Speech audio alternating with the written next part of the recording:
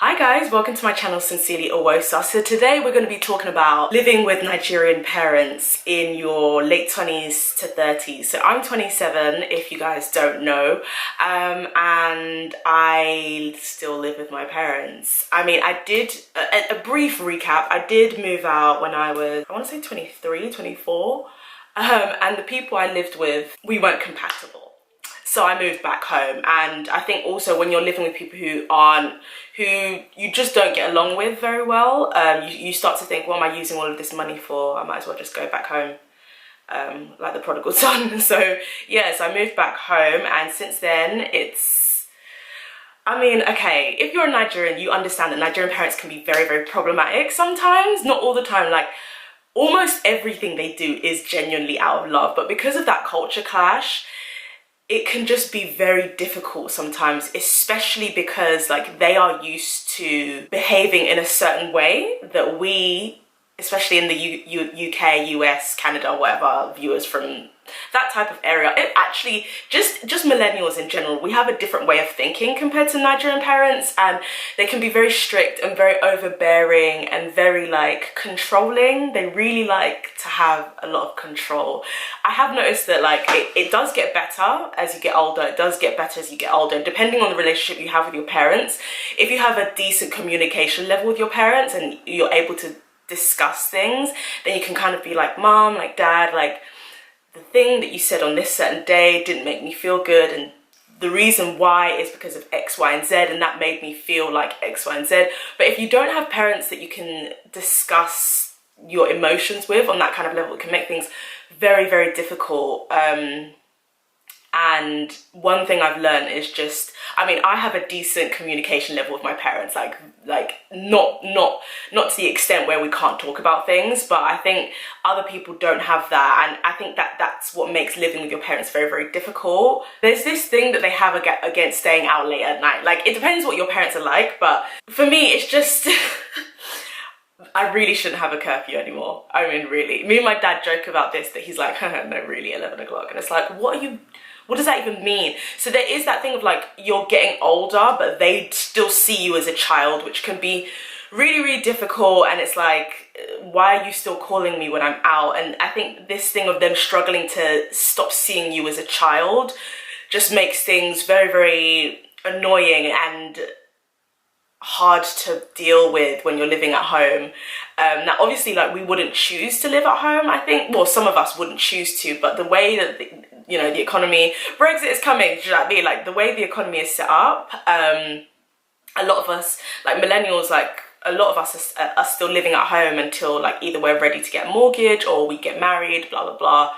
I personally would prefer to actually get a mortgage first before I get married, or just move out before I get married. I want to like live independently again, I guess, after uni, aside from my parents. But I think in their generation, they're so used to people, like, especially girls, there's this overbearing thing on girls having to stay at home until they get married, like literally going from your father's house to your husband's house in this kind of like weird, like patriarchal like exchange. It's just very, very bizarre, but that's what they're used to. So the idea of a girl actually getting a mortgage and moving out on her own as a single lady is like very, very shocking to them. Like, for me, like when my brother moved to China, I definitely noticed a little bit of a more carefree attitude to his moving out, especially when it came to like extended family and friends and how they felt about it, versus like if I wanted to move out, or when I've seen other like young Nigerian women want to move out, they are definitely a lot more like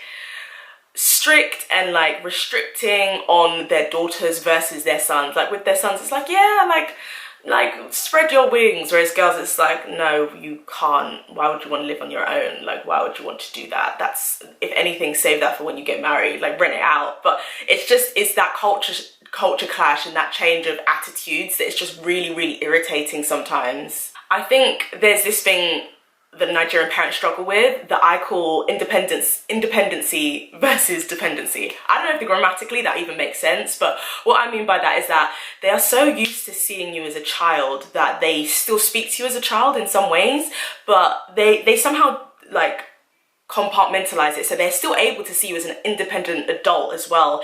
And with that independent adulthood that they still see from you, they are expecting certain things from you. Now, there'll be like a lot of, especially because of the generational shift, a lot of Nigerian like second generations that I know are chipping in for the mortgage, helping with household bills, dropping kids to school, babysitting, things like that, like really taking a lot of responsibility from the parents onto themselves. Now, I'm not saying that that's strictly a bad thing, but it can be very difficult when it's just like, okay, for instance, you want like your eldest son to be dropping all of the kids to school on his way to work, but he can't stay out like with his friends on a lads night out past 11:30. Do you see what I mean? It's that clash between like, you still see them as children, but you also see them as an adult. But it's almost like when it suits them, they see you as an adult, because they need the help from you that you can now provide at your age and with your maturity,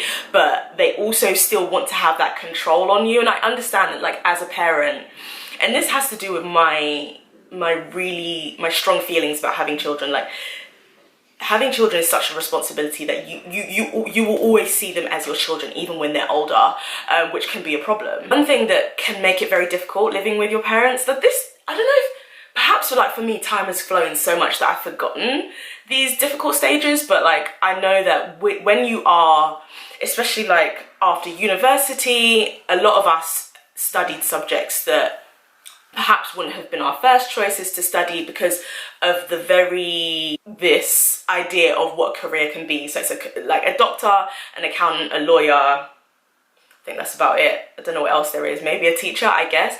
And because of that very like restricted view on what a career can be, now a lot of Nigerian kids have gone down that route. And I have so many friends who've been like, oh yeah, I studied this, I studied that, but I don't actually do it because I just have no interest in it. And I think depending on what your relationship is like with your parents, that can have a really detrimental effect on your living standards with them, because if and when you decide to kind of like go out on your own and pursue your own career path and maybe do something more creative, or do something maybe that's like in a new field, like things like cybersecurity and things like that, that like our Nigerian parents really didn't grow up with in their era, when you start pursuing things like that and career paths like that, like I think it can be very difficult for Nigerian parents to accept, especially when you're living in the same space as them.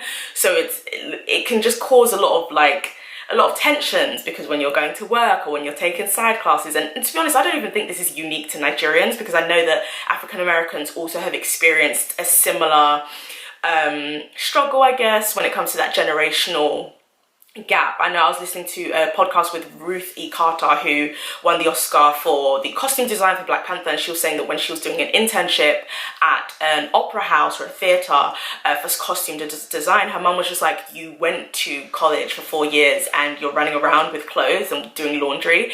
And it's that idea, but now she has an Oscar, but it's that idea of they have a very restricted view, and if you are living with them, it can make things very, very difficult when you're trying to really pursue your own path, because really and truly, as a Black or Nigerian person pursuing a untraditional career path, there's already so much racism in that industry, that in every industry, but especially in new industries, because usually you might be the first person breaking that barrier already, like breaking that glass ceiling into that career. And so you're already facing the racial tensions there. Perhaps if you're a woman, you're also facing the misogynoir there, and like, depending on who you are, all types of different other struggles. And then now to take that back to your own house and to deal with the tension and the criticism that you may get there, like that can be incredibly difficult and very, very strenuous on your mental health. And I think people don't really talk about that enough, on what that's like. Like, I know that Yvonne Orji has spoken about that, and it's just very, very difficult to deal with. And it can just lead to a lot of problems with your parental relationship. And that's why it's so good to have friends in your circle who get the struggle, so that you can at least have a safe space where you can kind of vent and talk to them, and they can understand exactly where you're coming from without any judgment. Now, one of the reasons that like people decide to stay at home is because obviously they want to save bills, especially in London. Like, we have a record amount high rate of like just high rate of mortgage and rent prices. So even if you do want to rent in London, it's incredibly expensive, and obviously like household bills are incredibly expensive. With Brexit looming, there's so much uncertainty about like the financial climate and where things are going to go with that. And then even if you do want to get a mortgage, it's a lot harder to get a mortgage now, and you have to put more of a deposit down that you have to. I think my parents only had to put down like 5 grand for their first house. Yeah, compared to 20, 30, 50k that a lot of people are putting down, even with the complications that come with Help to Buy, with the new governmental schemes that help first-time buyers get on the property ladder. It's still not an easy thing to do, especially for a young black career professional, not even to talk about entrepreneurs who have a bit more of a up and down salary. So like right now, a lot of people, white people included, Asians, white people, Londoners in general, are just finding it easier to stay at home and save and then move out when they're good and ready to, and that's just causing a record high amount of like 30 to 35 to 40-year-olds still staying home, like compared to the last generation who were usually moving out at 25 or 21 because they could afford to. Like rent prices were very, very low, mortgages were very, very low. Like my parents bought their first house and they weren't even British citizens yet, they were still immigrants. So that just shows the level of ease compared to now. So a lot of people are finding that they want to save, but I mean, for me, I'm saving, but I do find that like for some people it's a lot easier. Like their parents don't really ask them to help out in the house. Mine do. Like I have responsibilities, and like for me, I'm happy that I do because I want to help, but I also think that it's a perfect learning ground, because when I am out there on my own, it's not going to be flowers and roses. I'm going to have to hustle and make sure that bills are paid, and I know when the water bill is coming and the gas bill and the electricity and the council tax. I'm going to know about all these things. But there's so many people who live at home and mum and dad luckily never have to ask them for anything, and that's great. I guess that means they can save more. Like saving for me gives me a chance to invest in myself. So I started drama school, I had to pay for my tuition for that. And thank God, like by God's grace, it wasn't as much of a struggle as it would have been if I'm living at home. Like there's a few people in drama school who they're living on their own and they're finding it really, really hard, because obviously you have to pay for headshots if you're doing headshots, and all of the different things that you need to do your castings, and these things cost money. Having the safety blanket of living at home really does help for me, and I've been able to learn how to ballroom dance and Latin dance, and I'm still like learning more and more. But I probably wouldn't have been able to do all of those things had I not been living at home. And then being able to travel, like it really depends what your priorities are. Like for me, my priorities are definitely investing in myself, investing in my business, saving, but also being able to travel the world. Like one day I want to be able to tell my kids like, oh yeah, like I traveled around Bali, and I traveled around India, and I traveled around Brazil, and I've been to France, I've been here, and I've been, do you know what I mean? Like I want to be able to have those experiences. That's just for me. Like for other people, they would much prefer to get a mortgage and do all of that than do what I'm doing. Like it depends what your priorities are. For me, travel and investing in myself as a performer, because like I want to be a triple threat. I want to be able to invest in singing classes and dance classes and acting classes and be the best performer I can be. Whereas other people, like, you know, if you're in a different career path, like obviously that may not be your priority. But I think one thing is also remembering not to compare yourself to others. Like there are people who are my age who have like 3 kids and a husband, and they're living by themselves, like, and they have a mortgage. That's great for them. That's just not God's path for me. And I think accepting your path and accepting like God's plan for you, and not like looking at other people and looking to the left and looking to the right, because it is your race.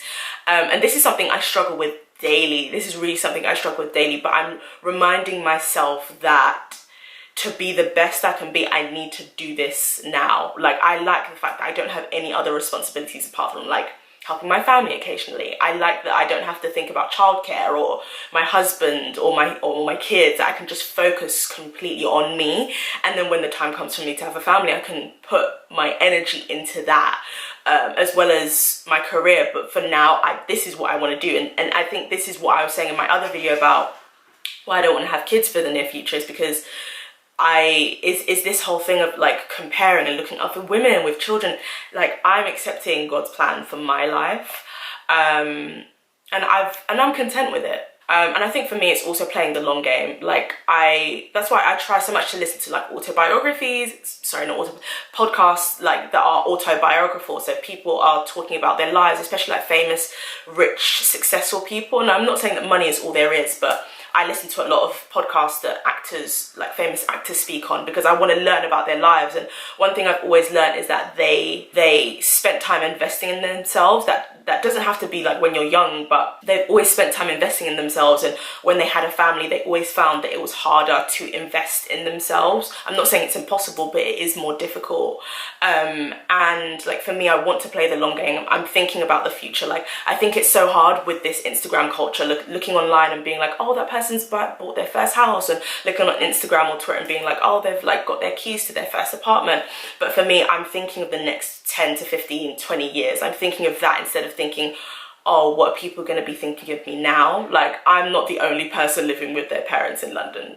There's like 90% of the people I know are in the same boat.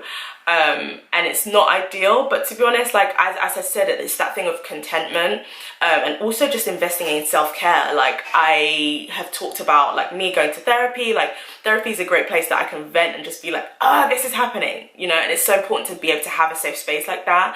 And I know that therapy isn't something that is affordable for everybody. I will list below, I have an account for BetterHelp, which is a online therapy network that you can use to just like find the perfect therapist for you. There's different options that you can choose, different faith-based options, gender-based options that you can use to find the perfect therapist for you. And you can also choose your budget style as well.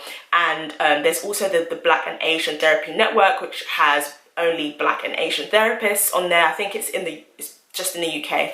So I'll link that down below as well. So that's BetterHelp and the BAATN.